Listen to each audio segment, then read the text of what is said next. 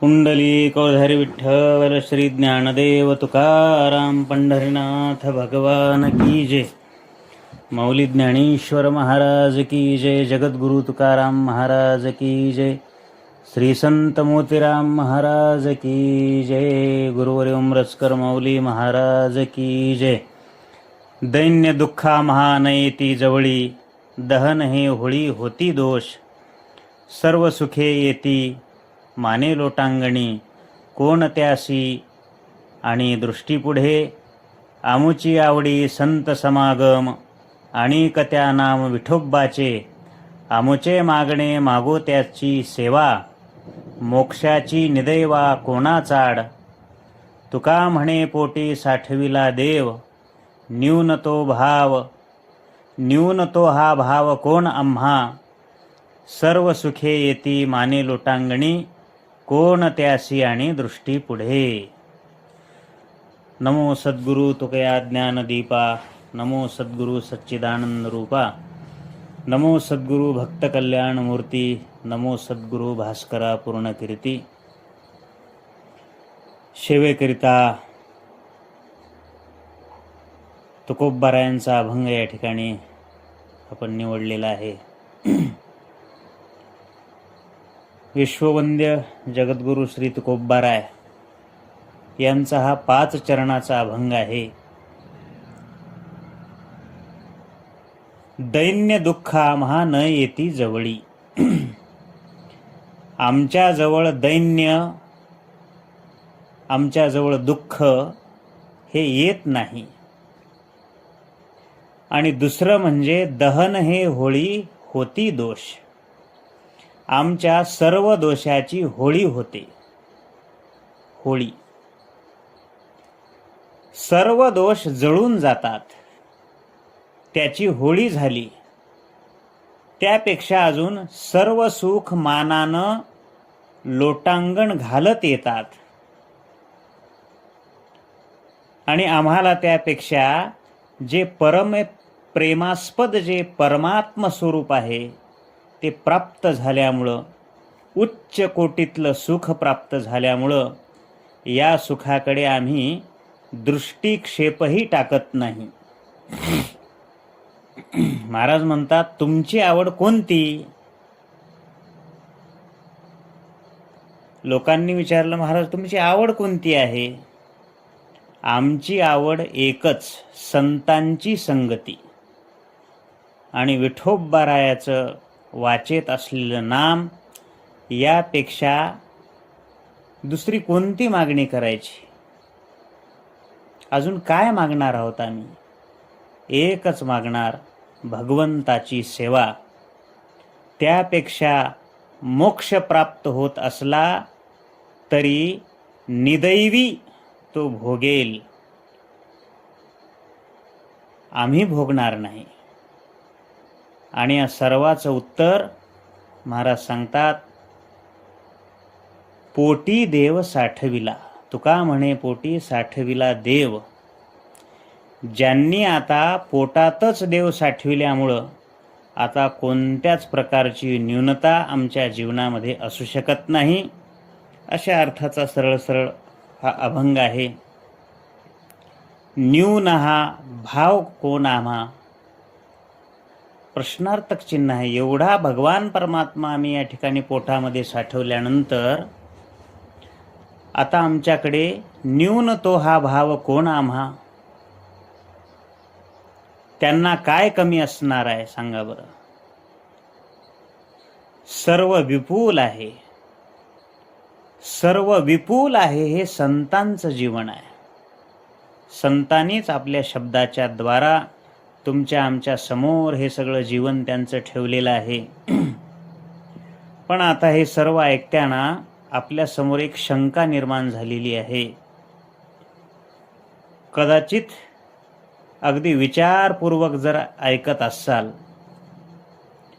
नाहीतर नुसते प्रवचनाला बसले असताल तर मग काय शंका येणार, नाही का? बरं, शंका आली असेल या अभंगातून. वर्णन विषयकही संत आहेत आणि वर्णन करतेही संतच आहेत.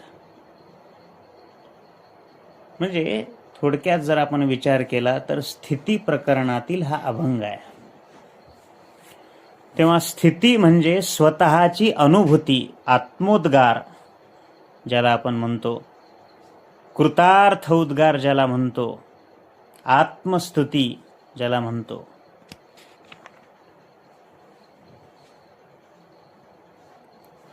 आपलं आपण केलेलं वर्णन त्याला काय म्हणायचं? आत्मस्तुती. आणि मग ही आत्मस्तुती संतांनी का केली, अशी आपल्याला प्रत्येक मनुष्याला शंका येण्यासारखी आहे. कारण संत हे आत्मस्तुतीपासून फार मोठे वेगळे असतात. संतांना दुसऱ्यांनी केलेली स्तुती सुद्धा आवडत नाही. मग स्वतःची स्तुती का करतात संत महात्मे? स्वकीर्ती कानी न ऐकावी, पूज्यता डोळा न देखावी. स्वतःची कीर्ती, स्वतःची पूज्यता डोळ्यानं पाहायची नाही. सत्काराची किये गोठी, तिथं प्रश्नच काय आला? याच्यावरती 2-3 उदाहरणं सांगितलेली आहेत ज्ञानेश्वर महाराजांनी. पहिलं उदाहरण शेतकऱ्याचं आलेलं आहे. नाना कृषी वळू आपुले, पांघुरवी जे पेरिले, तैसे झाकी निपजले दान पुण्य. शेतकरी शेतामध्ये बीज पेरतो. पेरलेलं बीज झाकतो की उघडं ठेवतो? आपल्याकडे कसं आहे सांगा की? आपल्याकडे झाकतात. पेरलेलं बीज झाकतो म्हणून उगवतं. तसं सत्महापुरुष आपली योग्यता, आपलं ज्ञान, आपलं पुण्य सतत झाकून ठेवीत असतो. बाबा मी ज्ञानी नाही, मी पुण्यवान नाही, मी महान अशा प्रकारचा योगी नाही, असं समजून लोकांमध्ये तो दाखवत असतो. ही त्यांच्याबद्दल वर्णन करणारी दृष्टांतात्मक ओवी अशा प्रकारची सांगितलेली आहे या ठिकाणी. पुढे सांगितलंय, आढ्यो आतुडे आडवी, मग आढ्यता जेवी हरवी, नाना कुळवधू लपवी अवयवाते. कुलवान घराण्यातली स्त्री आहे, नववधू आहे, लग्न प्रसंगी आपलं शरीर झाकत असते. तुमच्याकडे ती लग्नातली मुलगी कुळवधू जर कुलवान घराण्यातली असेल तर ज्ञानोबारायांचे शब्द मोजून मापून महाराज असतात. महाराज अशी कुलवान वधू असेल तर कदाचित ती आपले वस्त्र अंग झाकून ठेवत असते. नाना कुळवधू लपवी अवयवाते. ज्ञानोबारायांचे शब्द कसे आहेत पहा. कुळवधू, कुळवान वधू असेल तर ती झाकत असते, आणि नुसती वधू असेल तर, नुसती वधू म्हटलं असतं तर मग काही खरं नाही. आजकाल तुम्ही पाहताय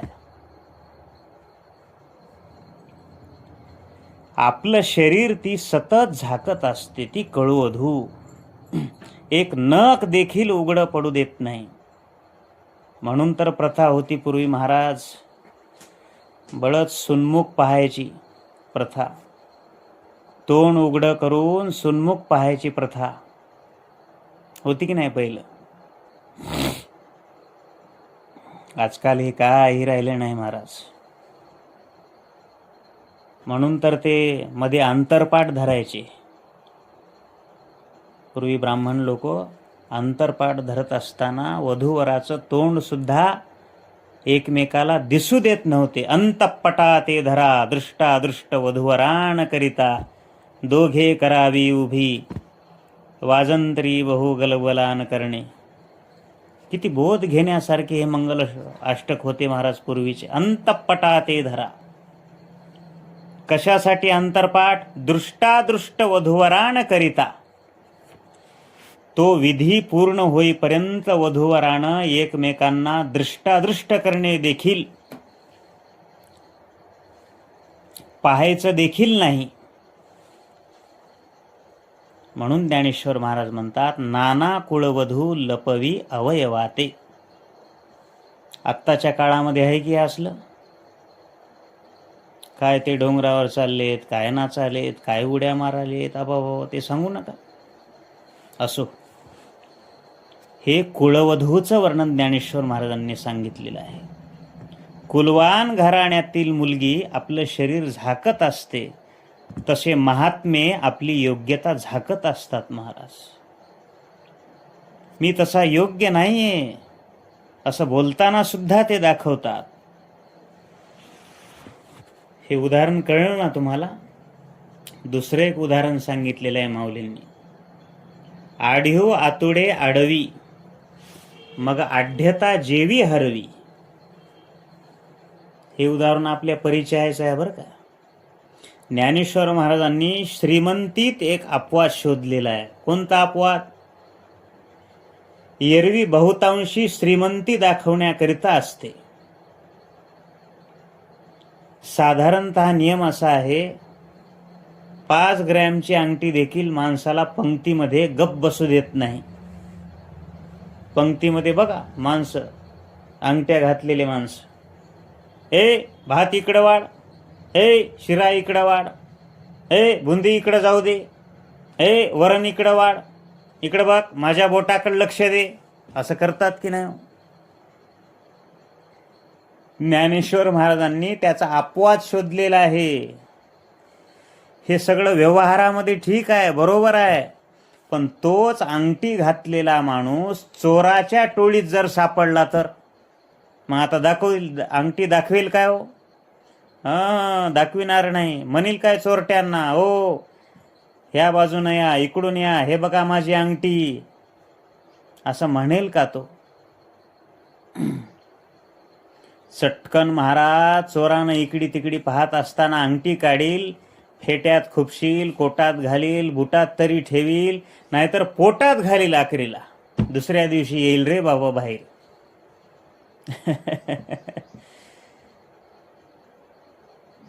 ज्ञानेश्वर महाराज म्हणतात, आढ्यो म्हणजे श्रीमंत, आढ्यो आतुडे आडवी, मग आढ्यता जेवी हरवी. श्रीमंत आहे खरा आहे, पण चोरटांच्या जर टोळीमध्ये सापडला, आपली श्रीमंती झाकून ठेवीत असतो. तसे हे महात्मे आहेत महाराज, आपली योग्यता ते झाकून ठेवीत असतात. आता दुसरी एक ओवी आहे. तुम्ही म्हणाल झाकतात, पण झाकण्याकरिता असावं लागतं, हेही बरोबर आहे. यात्रेमध्ये पोलिसांनी अलाउशिंग सांगितली आषाढी वारीला, अहो चोरापासून सावध राहा, आपले खिसे सांभाळा, पाकिटं सांभाळा. हे सगळं ऐकल्यानंतर प्रत्येकानं आपापल्या खिशाला हात धरला महाराज. 2 जण मित्र चालले होते, त्या मित्रानं घट्ट खिसा धरला महाराज. दुसऱ्या मित्रानं विचारलं, अरे तू असा घट्ट खिसा का धरलास बाबा, सोडून दे की. ते म्हणले, खिशामध्ये बिड्या आहेत आणि तंबाखूची पुडी आहे.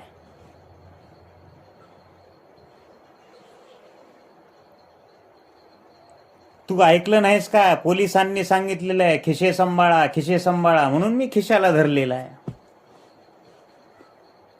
अरे बाबा, तुझ्या खिशात सोनं नाणं पैसे असतील तर तो खिसा धर. तंबाखूच्या पुडीला कोण चोर घेणार आहे? बिड्याच्या कट्ट्याला कोण चोर घेणार आहे? ज्याच्यामध्ये काही भय असेल तर ते धरायचंय. खिसाच रिकामा आहे, तिथं त्या खिशाड्याला सांभाळायची काय गरज आहे? सांभाळायची काय गरज आहे? मोकळं ठेव, चल, कोण खाणार आहे तुला त्या? म्हणजे झाकायचं काही असेल तर तुमच्याकडे झाका, नाहीतर कशाला झाकता? तसं महात्मे आपली योग्यता स्वतः झाकून ठेवत असतात. झाकण्याकरता सुद्धा योग्यता असायला पाहिजे. तुम्ही म्हणाल आपलंही तसंच महात्म्यासारखं आहे, पण झाकण्याकरता काहीच नाही आपल्याकडं. झाकण्याकरता काहीतरी असावं लागतं. महात्म्याकडे योग्यता आहे महाराज. स्वतः ज्ञानेश्वर महाराज पुढे सांगतात, वाचस्पतीचे निपाडे सर्वज्ञता तरी जोडे, परी वेडिया माझी दडे महिमे भेणे. चातुर्य लपवी महत्व हरवी, पिसेपण मिरमी आवडोनी. महाराज म्हणतात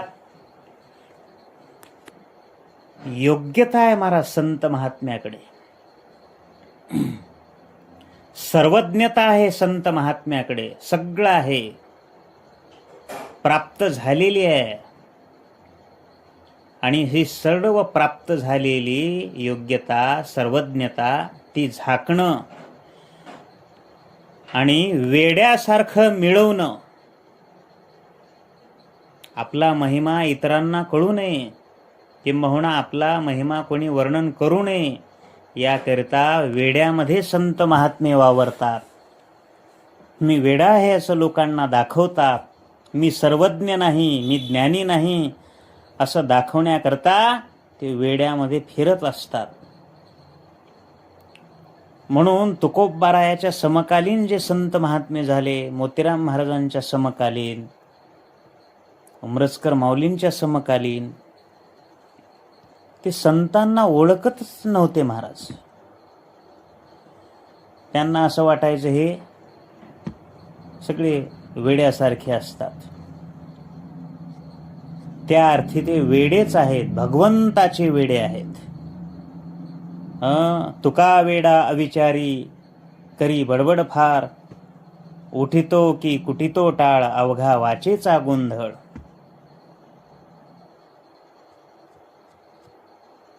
लोक संत महात्म्याला त्यांच्या उपस्थितीमध्ये काय बोलतील, संत महात्मे आपल्यासारखं सारखं बोलत नाहीत महाराज. आपली बैठक बसल्यानंतर काय बोलतो आपण, काय द्राक्षाला भाव आला हो, काय ऊसाला भाव यंदा कमी आहे, कापसाला मार्केट राहिलं नाही, फार खर्च झाला, दुनिया आता डुबून जाती, फार महागाई झाली, हे आपलं बोलणं, सारखं असलं बोलणं. आणि संत महात्मे सारखं भगवंताचं भजन करतात. विठ्ठल विठ्ठल विठ्ठल विठ्ठल विठ्ठल.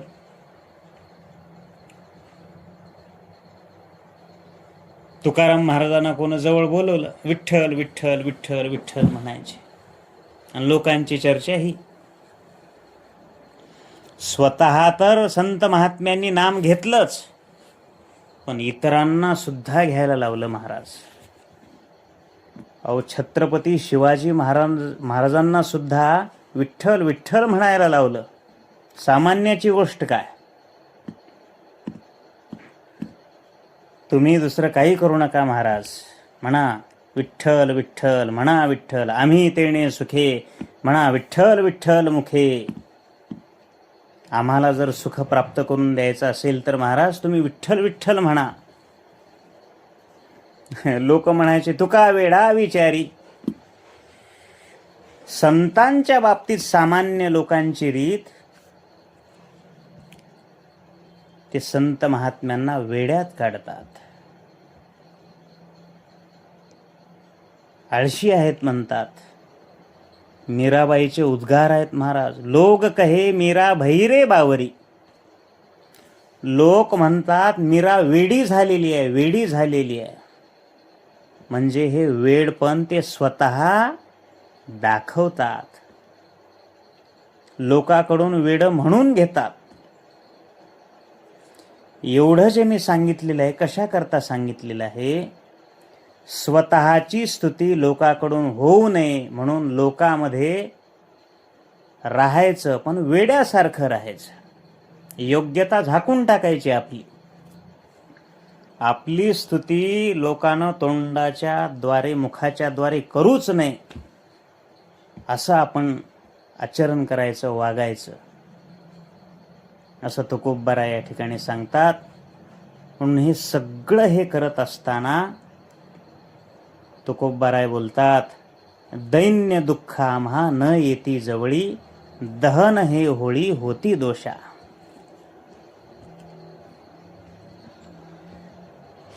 सगळी आपली संत महात्म्याची जी काही स्तुती आहे,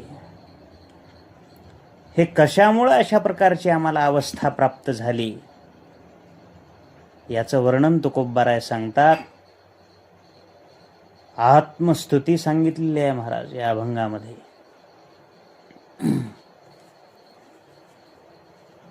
एक ओवी आहे ज्ञानेश्वर महाराजांची. तरी अवधान ऐकले दिजे, मग सर्व सुखाशी पात्र होईजे, हे प्रतिज्ञोत्तर माझे उघड ऐका. पहिली ओवी लिहून झाल्यानंतर माऊलींच्या लक्षात आलं, आपल्या बोलण्यामध्ये जरा आपली प्रौढी वाटायला लागते की काय, असं ज्ञानेश्वर महाराजांना थोडं वाटायला लागलं.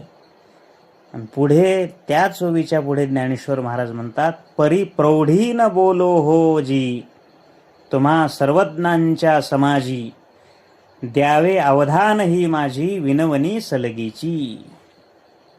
माझी प्रौढी नाही बरं का, आत्मप्रौढीच्या ते पलीकडचे आहेत. मग आत्मप्रौढी हे गातील कसे हो, स्तुती करतील कसे? मग या अभंगामध्ये केली कशी, स्तुती कशी केली, याचं उत्तर असं आहे. महाराज म्हणतात, आमची स्तुती करावीशी वाटते म्हणून नाही, करावी लागली म्हणून. जरा नीट ऐकायला, यातला फरक आहे. करावी वाटणं आणि करावी लागणं हे वेगळं आहे. एखाद्या माणसाला तुम्ही ओळखत नसाल आणि त्यावेळेस तुमची ओळख सांगणं गरजेचं असलं तर, अहो तुम्हाला माहित नाही का मी असा मी तसा, आणि मग त्यांना ओळखीसाठी परिचय करून देणं ही आत्मप्रौढी नाही तर वस्तुस्थिती ठरते. व्यवहारातलं उदाहरण आहे. तुमच्या परिचयाचं काही वेळेला नाविलाज होतो महाराज. तुमच्या परिचय देणं हे त्या ठिकाणी अगत्य ठरतं, त्यावेळेला म्हणावंच लागतं. उदाहरण आहे, पती पत्नी दोघच आहेत घरामध्ये आणि पुढे चालून द्वाभ्याम तृतीयो म्हणजे पुत्रप्राप्ती झाली. आता तो मुलगा बोलता होतोय ना, होतो, तर त्याला एक घरात दोन कोण आहेत हे नेमकं कोणी सांगायचं? याच्या घरात जे दोन आहेत याचा परिचय कोण करून द्यायचा त्याला? तिसरा माणूसच नव्हता ना, हे दोघच आहेत. मग आता हे कोण सांगायचं? आणि नावीला जाणं मग त्याला सांगावं लागतं. मग कोण सांगावं लागतं? पप्पा बाहेरून आले की मम्मीनं सांगावं लागतं, हे तुझे पप्पा मारतात फार गप्पा, नाही का? आणि मम्मी बाहेरून आली की ते पप्पांना सांगावं लागतं, ही तुझी मम्मी मारते खूप डम्मी, नाही का? आता हे कशासाठी सांगावं लागलं आई वडिलांना एकमेकाला? पुत्रासाठी सांगावं लागलं. त्यांना ही स्वतःचा परिचय करून देण्याची आवश्यकता होती का? कुणाकरता केली? आपल्या मुलाकरता केली. त्याच्याशिवाय त्या पोराला कळणारच नाही म्हणून केली. तसं शेवटी आपल्याशिवाय आपला परिचय कुणीही करून देणार नाही. म्हणून हे जसं आहे, संत महात्मे जीवाच्या दृष्टीनं आवश्यक आहे, त्यांचा परिचय देणं आवश्यक आहे, महत्वाचं आहे. मग संतांचा परिचय संताशिवाय कोण जाणू शकते? यथार्थ कोणी जाणू शकते काय? म्हणून संतांनीच संतांचं लक्षण म्हणजे आत्मस्तुती गायलेली आहे या अभंगामध्ये. त्याला प्रौढी म्हणता कामा नये. लोकांना मार्गदर्शन म्हणून हे स्वतः संत महात्म्यांना स्वतःविषयी बोलणं भाग पाडलं. म्हणून महाराज म्हणतात, तुम्ही संतांना जसं जाणता तसे ते नाहीत, आणि ते जसे आहेत तसं त्यांना तुम्ही ओळखत नाही. आपल्या समजुतीप्रमाणे वस्तू असेल असं नाही महाराज, आणि वस्तू जशी असेल तशी आपण समजूत केलेली असेल असंही नाही. कित्येक वेळेला समजुती ह्या चुकीच्या ठरू शकतात. रात्रीची वेळ आहे, मोटरसायकल ड्रायव्हर गाडी चालवत होता. रात्रीची वेळ असल्यामुळं खड्डा थोडा दिसत होता, परंतु गाडी जेव्हा त्या खड्ड्यात गेली तेव्हा बंद पडली. त्या चालवणाऱ्याला वाटलं आपली गाडी जाईल निघून. वाटल्यासारखं झालं, वाटल्यासारखं नव्हतं. जसं वाटतं तसं घडत नाही. कळतंय ना तुम्हाला? तसं संतांच्या बाबतीत कोणाकोणाला काय वाटेल, आपल्याला अनुभव येतात, वेगवेगळे अनुभव असतात.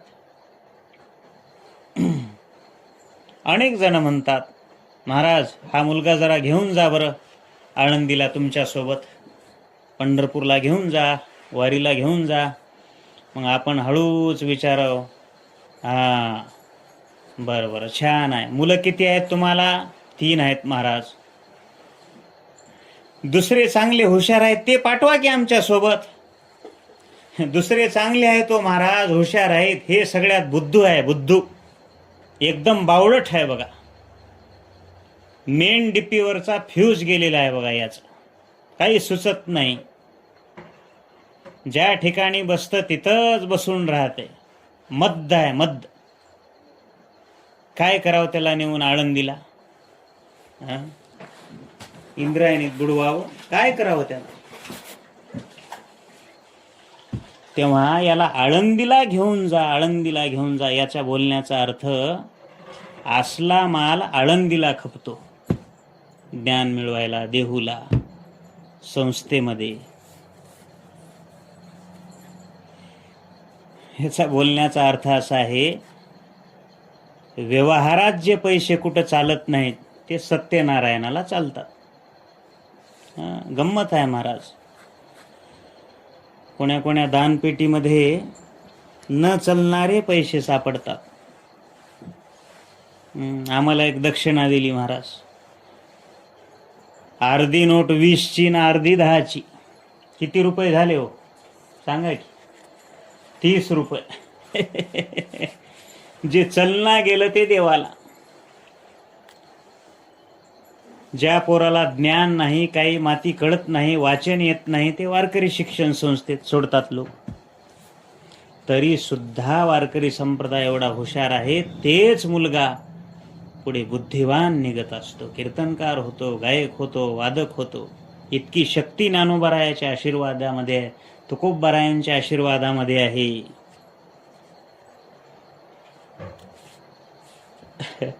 आणि लोक वेड म्हणतात, आमुचे कुळी नव्हते ऐसे, हेच पिशे निवडिले.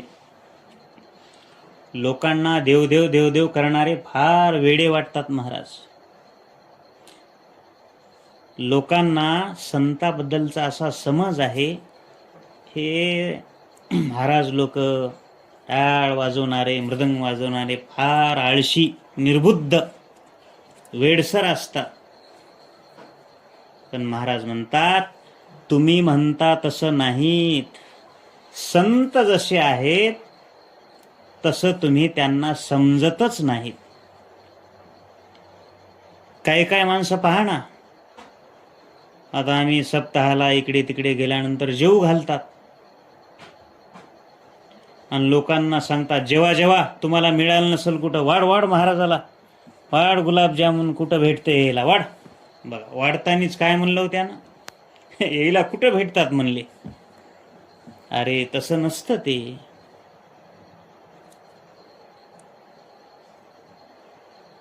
तुमच्याकडे हे अतिथी म्हणून येतात. भिक्षुकांनी व विद्यन्ते, भिक्षुकांनी व भिक्षन्ते बोधयन्ति गृहे गृहे. शास्त्र सांगते दीयताम दीयताम लोके अदातुम फलितमिदृशम.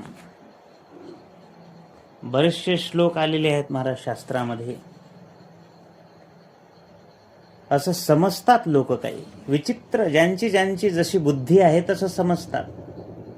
दरिद्री समजतात, दैवहीन आहे असं समजतात. संत म्हणतात त्यांच्या म्हणण्याप्रमाणे संत नाहीत, किंवा तुमच्या आमच्या म्हणण्याप्रमाणे संत नसतात. संत जसे आहेत तसेच दिसतात, तसेच असतात. मग ते दैन्य असतील, आपल्याला वाटत असेल ते दैन्य आहेत, दुःखी आहेत, ते दैन्यही नाहीत, दुःखीही नाहीत. ते आपल्याजवळ उभा राहत नाहीत महाराज. आपल्याला वाटतंय ते दुःखी असतात, दरिद्री असतात, पण तसं नसताना संत नेमके कसे आहेत तुकोबाराय पहिल्या चरणामध्ये सांगतात. दैन्य दुःख आम्हा न येती जवळी, दहन हे होळी होती दोष. आपण ज्या पद्धतीनं समजतो तसे संत नाहीत. आणि मग संतांच्या जवळ जर दैन्य, उभं सुद्धा राहू शकत नाहीत महाराज. आता एक शंका आहे.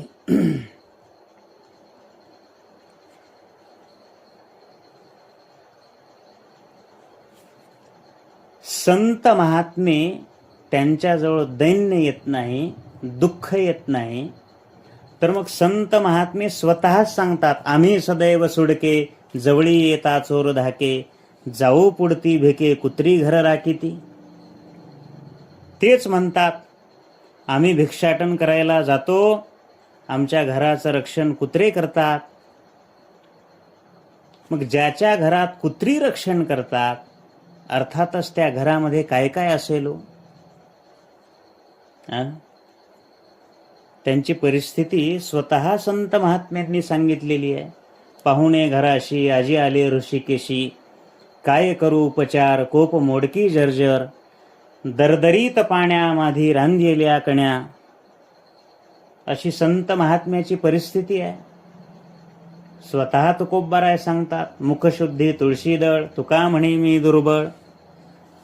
देवा तुमच्या वैभवाप्रमाणे त्रयोदशी गुणांचा पानांचा विडा मी तुम्हाला खायला दिला पाहिजे. विड्याचं शास्त्र आहे. विडा खाणाऱ्यानं विचार करावा, एक पान खाणं आरोग्यकारक आहे, 2 पानं खाणं निष्फळ आहे. खायचेच असतील तर 3 खावे, 4 खावे, किंवा 5 पानाचा विडा. त्याला त्रयोदशी गुणी विडा म्हणतात. म्हणजे त्या त्रयोदश म्हणजे 13 वस्तू त्या पानामध्ये असाव्यात. 5 पानं लावावेत, मग तो खरा विडा. पण हा विडा दुसऱ्याच्या घरचा खायचा बरं का. आपल्या घरचा खाणारा पण न परवडणारा हा विडा आहे. लक्षात आलं ना तुमच्या? असो. हे सगळं संत महात्म्याजवळ नाही. मुखशुद्धी तुळशीदळ, तुका म्हणे मी दुर्बळ. तुळशीचं पान हातावर दिलं भगवंताच्या, तुका म्हणे मी दुर्बळ. एकीकडे महाराज मी दुर्बळ आहे म्हणतात, आणि एकीकडे म्हणतात दैन्य दुःखा महा नयेती जवळी. एकीकडे आमच्याकडे दैन्य येत नाही, आणि एकीकडे म्हणतात मी दुर्बळ आहे. बरीचशी प्रमाण आपल्याला पाहायला मिळतात. कोपला पाटील गावीचे हे लोक, आता मज भीक कोण घाली, कोण मला भिक्षा वाढीलाची स्थिती आहे. मग हे खरं की खोटं हो? अपवाद म्हणून जर म्हटलं तर अपवादात्मक श्री संत एकनाथ महाराज श्रीमंत होते. महाराज बाह्यस्थिती श्रीमंती, वैभवशाली श्रीमंत घराण्यातले महाराज.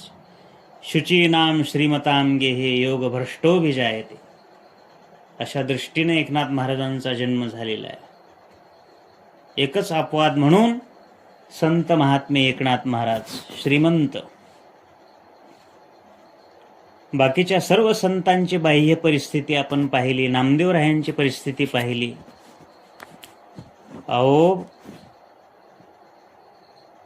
बाबळीच्या बोरी तोडाव्या, विकाव्या नामदेव महाराजांनी, आणि मोबदला मिळाल्यानंतर सगळ्यांनी पोटभर जेवण करावं. तोपर्यंत चूल बंद महाराज. उदरनिर्वाह शक्य नाही. सगळ्यांना कथाभाग माहिती आहे नामदेवरायांचा. असे सर्व संत म्हणतात, दैन्य दुःख आम्हा न येती जवळी. आणि इकडे जर बघितलं तर एक नया पैसा सुद्धा जवळ नाही. मग हे कसं काय आहे, याचं उत्तर आपल्याला शोधावं लागणार आहे. त्यांच्याजवळ दैन्य येत नाही हेही बरोबर आहे, आणि दिसायला दरिद्री असतात हेही बरोबर आहे. तुम्ही म्हणाल दोन्ही कसं बरोबर असते हो? एखादा न्यायाधीश म्हणू लागला दोन्ही आरोपीला, तुझंही बरोबर आहे आणि तुझंही बरोबर आहे. दोघांचं कसं बरोबर असते हो? एखाद्याचं खरं आणि एखाद्याचं खोटं निघणारच असेल ना. तुमचं बरोबर आणि त्यांचं खोटं असं झालं तर न्यायनिवाडा होईल.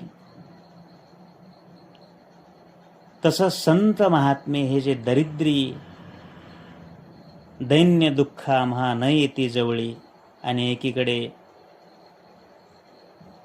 दरिद्री वाटतात, दैन्य वाटतात, हे काय आहे? तर हे दोन्हीही बरोबर आहे. हेही बरोबर आहे आणि दैन्य जवळ येत नाही हेही बरोबर आहे. दोन्ही कसं बरोबर राहिलं? कारण सत्य हे मिथ्याच्या सापेक्ष असतं, आणि मिथ्या हे सत्याच्या सापेक्ष असतं.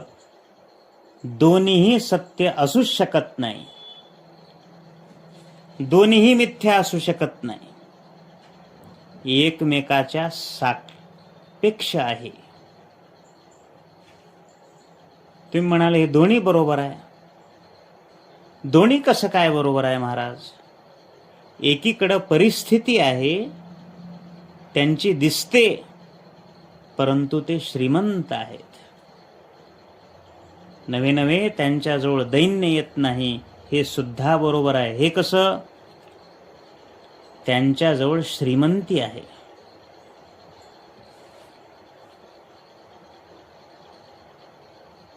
पण ते निंद्य आहे. नवे नवे ते अतिशय अनर्थकारक आहे,